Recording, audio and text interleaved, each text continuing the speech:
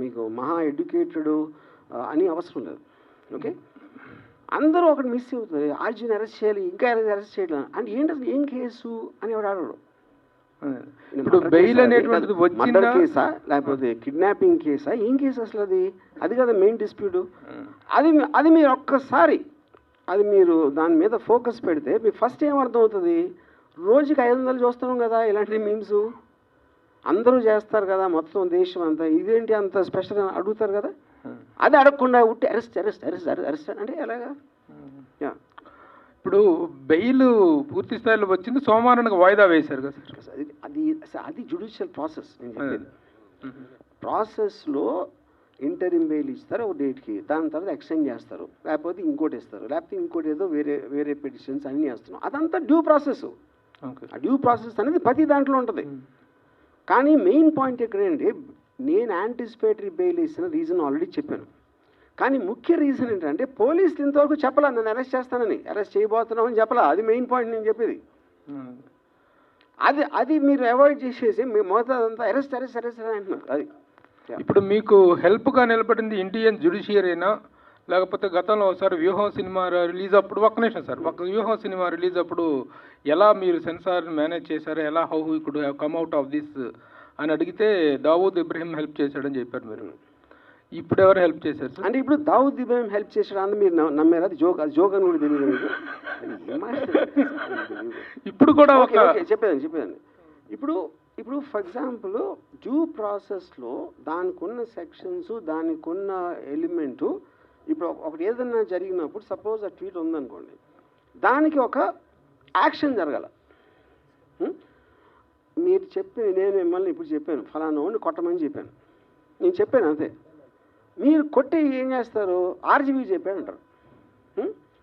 RGV చెప్పినందుకు కొడితే అది నాకు దాని నుంచి డైరెక్ట్గా మీరు ఒక లాభం అనేది ప్రూవ్ చేయలేకపోతే నేను చెప్పినా కూడా that won't become an offence. Okay, so ఇప్పుడు 1 year బ్యాక్ నేను పెట్టిన ఏదైతే చెప్తున్నారో అది దాని వలన ఏం జరిగింది అసలు, ఇంత 1 yearలో ఏం జరిగింది ఒకటి. రెండోది ఆ రోజున ఈయనంటే ఇప్పుడు నిద్రలేసాడు పెట్టినాడు, ఆ రోజున ఉన్న మెయిన్ స్ట్రీమ్ మీడియా ఇంక్లూడింగ్ వాళ్ళతో ప్రోలో ఉన్నా కూడా వాళ్ళు ఏదైనా అనుకున్నారో దాని గురించి అనుకోవాలి. ఎందుకు అనుకోలేదంటే వాళ్ళు చేస్తారు, అదే చేస్తారు, ప్రోగ్రామ్స్ చేస్తారు.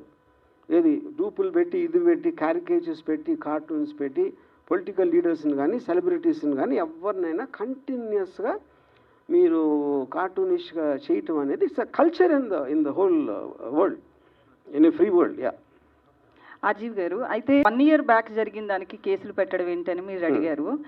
ఆ లాస్ట్ 5 yearsలో కూడా మీరు సినిమాలు తీశారు, ఈ గవర్నమెంట్ మారిన తర్వాత మానేశారు. ఎవరికి టైం వచ్చినప్పుడు వాళ్ళు నడిపిస్తారని ఎందుకు అనుకోవట్లే మీరు? ఎవరికి టైం వచ్చినప్పుడు వాళ్ళు నడిపిస్తారంటే ఏం నడిపిస్తారు అంటే మీరు పొలిటికల్ మూవీస్ చేయనన్నారు కదా, ఇప్పుడు కూడా చెయ్యొచ్చు కదా. ఎందుకు చేయాలి? మూవీస్ చేయడానికి నా రీజన్. అప్పుడు భయపడ్డారు అనుకోవచ్చు కదా దాన్ని. నేను ఇది చెప్పింది ఎప్పుడు వ్యూహం రిలీజ్ అవ్వకముందు చెప్పాను, నేను ఇంకా పొలిటికల్ మూవీస్ చేయను. ఎందుకు చేయని చెప్పానంటే నాకు ఆ సెన్సార్ డీలేస్ అంతా చిరాకేసిన, అది ఇది అన్నీ చెప్పి నా మొత్తం టైము 1 year వేస్ట్ అయిపోయింది దాంట్లో. దాని వలన ఆ విధంగా నా డెసిషన్ తీసుకున్నాను, అది నేను చెప్పింది. సో మీడియా గురించి సెన్సార్ సినిమాలకు ఉన్నట్లే మీడియాకు కూడా ఉండాలి అని చెప్పి ఉండాలి అని చెప్పలేదు, ఉంటే బాగుంటుంది. పోనీ నో కుదరదు. ఎందుకంటే మీకు బట్ ఎవరు టెలికాస్ట్ చేసింది వాళ్ళకి డేటాబేస్ లో రికార్డ్ అయ్యి ఉంటుంది. మీ మీద ఆరోపణలు చేశారు, లేకపోతే మీ బొమ్మలు ఇలా కార్టూన్ రూపంలో వేశారని చాలా చెప్పారు కదా. సో దాని మీద మీరు కేసు ఫైల్ చేసుకోవచ్చు కదా, మీకు స్కోప్ ఉంది కదా. నాకు అవమానం జరిగింది అని.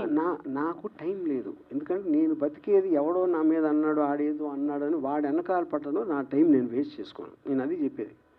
అందుకని you have to leave it. అదేవి దాన్ని సీరియస్గా తీసుకోకూడదు, తీసుకోవాలని చెప్పట్లే నేను.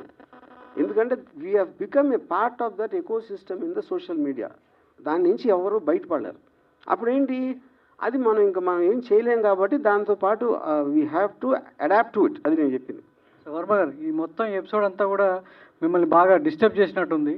సో ఇప్పుడు ఇదేంటంటే అది నేను ఎలా ఉన్నాను అనేది మీ దృష్టిలో ఫీల్ అవుతుంది. ఇప్పుడు ఫర్ ఎగ్జాంపుల్ నేను ఒక చిన్న ఎగ్జాంపుల్ ఇస్తాను. నాగార్జున ఒక చెట్టు దగ్గర అన్పూర్ణ స్టేజ్లో ఒక చెట్టు ఉంది. చాలాసార్లు అక్కడ కూర్చున్నాడు. నాగార్జునకి ఏదైనా హిట్ వచ్చినప్పుడు ఏమన్నారంటే కొంచెం ఏదో తేజస్సు ఉందని స్పెషల్గా ఉంటాడు, అందుకని చూడండి ఎంత అలా అని చెప్పారు. ఫ్లాప్ వస్తే దిగాలుగా కూర్చున్నాడండి, అది ఎవరు వెళ్ళట్లేదేమో పాపం అనేవారు. ఇంకో దాంట్లో చేస్తే ఇంకో దాంట్లో. సో ఎప్పుడన్నా ఎవరు ఎలా ఫీల్ అవుతున్నారని వాళ్ళు చూసిన దృష్టి పెట్టి ఉంటారు. ఇంకొక ఎగ్జాంపుల్ ఇస్తాను. రితిక్ రోషన్ సూపర్ స్టార్ అయినప్పుడు మన ఫస్ట్ టైం ముగ్గురు ముస్లింలు, ఆమిర్, సల్మాన్, షారుఖ్ పెద్ద హీరోలు, ఇప్పుడు మన హిందూ కూడా వచ్చాడని ఒక చిన్న టాక్ వచ్చింది 2001లో, బ్యాక్ ఇన్ 2000. అప్పుడు రితిక్ రోషన్ ఫిల్మ్ఫేర్కి డాన్స్ చేస్తూ ఉంటే షారుఖ్ వచ్చాడు గెస్ట్గా. వీళ్ళందరూ షారుఖ్ మొహం మీద కెమెరా పెట్టి చూడండి ఇక్కడ నవ్వట్లేదు, లోపల కుమిలిపోతున్నాడు, అదేమో ఇదేమో ఇది అంతే. ఎవరు అనుకో షారుఖ్ ఏమనుకుంటే ఎవరికి తెలియదు అసలు అక్కడ. అది చెప్తున్నా. అప్పుడు ఏంటంటే నేను ఎలా ఉన్నాను అనుకుంటే మీకు ఆనందం అనిపిస్తుందో అది మీరు అనుకోండి, అది ఈజీ కదా. వర్మ గారు, అంటే మీరు ఎలా ఉన్నారో మేము ఏమనుకుంటున్నాం అనేది పక్కన పెడితే, సో ఫస్ట్ టైం అరెస్ట్కి సంబంధించి వర్మ భయపడ్డాడు, అంటే పారిపోలేదనేది మీరు స్టేట్మెంట్ ఇచ్చారు, భయపడ్డారు అందుకే యాంటిసిపేట్ బెయిలేసాడు. ఏంటో తెలుసుకోవడానికి బెయిలేసాడా లేదా భయపడి బెయిలేసాడా? పోలీసులు అరెస్ట్ చేస్తారు ఏం చెప్పలేదు మీడియాకు, అందుకోసమే పోలీసులు వచ్చింది దేనికోసమో తెలియదు, కానీ మీడియా అరెస్ట్ అనేది ఒక ప్రాపగండా సృష్టించింది అనేది వర్మ మాట. కానీ దాని వెనకాల భయపడి యాంటిసిపేటరీ బెయిల్ వేశారు వర్మ అనేది ఒక మాట. సో దీనికి సమాధానం ఏంటి? మీకు తెలుగు రాదో, నీకు బుర్ర లేదు నాకు తెలియట్లా. నేను రాగానే ఇది ఒక్కటే చెప్పా, ఫస్ట్ మొత్తం పోసగుచ్చినట్టు జరిగింది, నా కారణం ఏంటి అని చెప్పాక మళ్ళీ అడిగితే ఏంటి నేను చెప్పేది? యాంటిసిపేటరీ బెయిల్ రీజన్ చెప్పాను, అక్కడ జరిగింది ఏంటో చెప్పాను, పోలీసులు ఇంతవరకు నా టచ్లో కూడా రాలేదని చెప్పాను, డెన్లోకి రాలేదని చెప్పాను. మళ్ళీ అది అడిగితే ఏం చేయాలి నేను? నోటీస్కి రిప్లై ఇచ్చని చెప్పాను కదండి. రిప్లైలో ఏమి ఇచ్చారో కూడా చెప్పాను. ఎస్ హియర్ అండి. యా ప్రతిదానికి స్ట్రైట్గా మాట్లాడేటటువంటి ఆర్జీవి పోలీసుల విచారణకు సంబంధించి మాత్రం వెళ్ళలేదు, యాంటిసిపేటరీ బెయిల్ వచ్చింది, it's fine. At the same time పోలీసులు సెకండ్ టైం నోటీసులు ఇవ్వడానికి డెన్ వద్దకు వచ్చారనేది క్లియర్ కట్ సమాచారం. సెకండ్ టైం కాదండి, సెకండ్ టైము వేరే డేట్ ఇచ్చారు ఫస్ట్ అయిపోయిన తర్వాత. ఓకే, ఆ డేట్లో నేను 10 o'clockకి నేను రిప్లై పెట్టాను, నాకు ఫర్దర్ టైం కావాలి, లేకపోతే వర్చువల్గా వీడియోలో వస్తాను. ఓకే, ఎప్పుడు రాని ఫోన్ ఎందుకు స్విచ్ ఆఫ్ వచ్చింది? ఇది అది చెప్తున్నాను. ఓకే అది నేను చెప్పలేదు ఇందాక.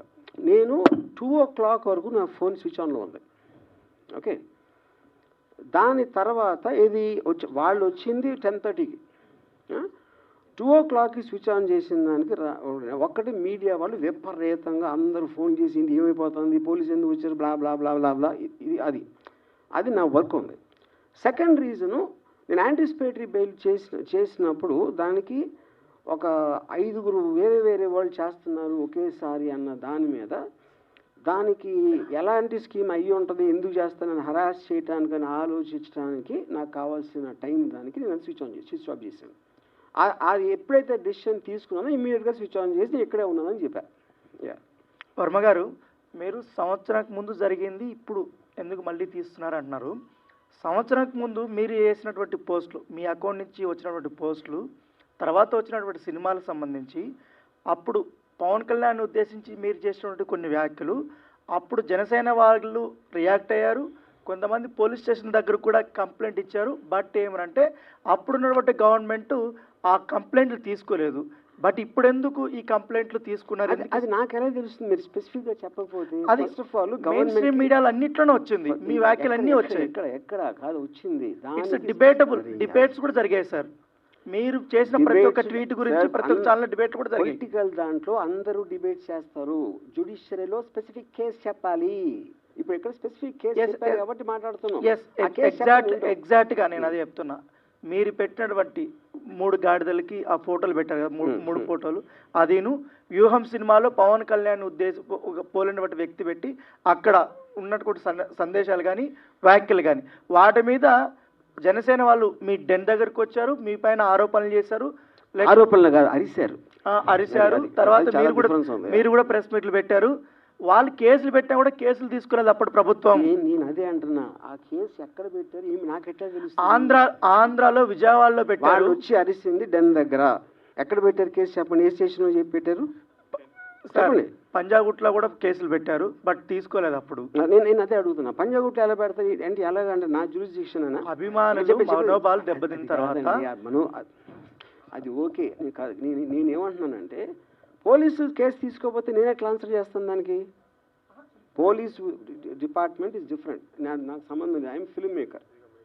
యా, ఇప్పుడు ఎందుకు ఆ సిచ్యువేషన్ వచ్చిందంటే డిప్యూటీ చీఫ్ మినిస్టర్ సోషల్ మీడియాలో ఈ మధ్య కాలంలో వ్యక్తిగత దూషణలు ఎక్కువైపోతేనే ఫ్యామిలీస్ని కించపరుస్తున్నారు, దీన్ని కంట్రోల్ చేయాలన్నప్పుడు గతంలో ఉన్నటువంటి అన్ని కూడా తీసుకుని ఇప్పుడు కేసులు పెడుతున్నారు. ఆ పరంపరలో మీరు కూడా కేసులు పెట్టారు. అది నాకు తెలీదు. ఎందుకంటే నాకు తెలియకుండా ఐ డోంట్ వాంట్ టు ఫలానా వాళ్ళు మలానా అవుతుంది కాదు ఫలానా వాళ్ళు చేస్తున్నారు, ఫలానా వాళ్ళు చెప్పారని నేను చెప్పలేను. ఎందుకంటే ఆ నాలెడ్జ్ నా దగ్గర లేదు. Yeah sir, Madhu from Maha News sir. ఇక్కడ ఉన్నాను. ఈ మధ్య ఏపీలో అరెస్ట్ అవుతున్న కేసుల్లో చాలా మంది జైలుకి వెళ్తున్నారు కదా, వాళ్ళు ఏమంటున్నారు అంటే మాకు గుర్తు లేదు, మర్చిపోయాము, ఇలా చెప్తున్నారు. సో ఇప్పుడు మీరు ఆ రెండు వాడకుండా ఆన్సర్ చెప్తారని చూస్తున్నారు సార్.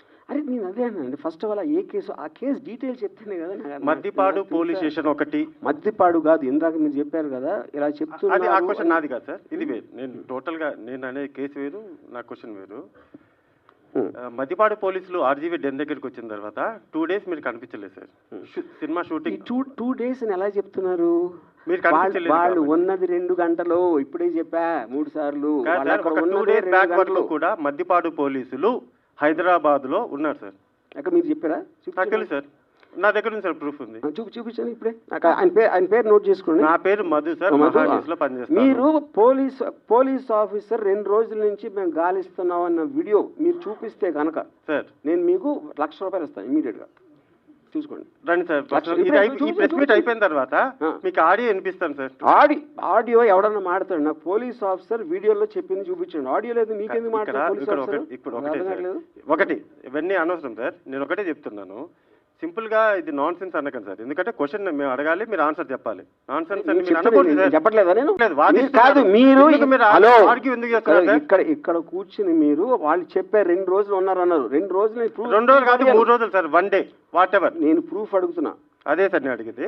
పోలీసులు చూపించకుండా ఊరికైనా మాట్లాడద్దు, అది నేను చెప్పేది. ఓకే, సినిమా షూటింగ్ అని చెప్పారు కదా సార్, సినిమా షూటింగ్కి వెళ్ళామని చెప్పారు. ఏ సినిమా సార్? ఏం సినిమా మీకు ఎందుకు చెప్పాలండి? ఇప్పుడు ఎందుకని పిలిచారు? అసలు నువ్వు పోలీస్ మీరు పిలిచారు కాబట్టి మేము వచ్చాం sir. I don't want to talk. మీ సమాధానం లేనప్పటికీ ఇలానే నేను మీకు చెప్పను. ఇప్పుడు ఒకటే నేను ఇందాక ఒక చాలా ఇంపార్టెంట్ పాయింట్ చెప్పాను. 2 people ఆర్ మోస్ట్ ఇంపార్టెంట్ ఇక్కడ. పోలీసులకి they have every right to ask. ఏం అడగాలి? ఎక్కడ ఉన్నాడు రామ్ గోపాల్? ఇక్కడ లేడు, షూటింగ్లో ఉన్నాడు. ఏ షూటింగ్ అని అడిగారా? అడగల.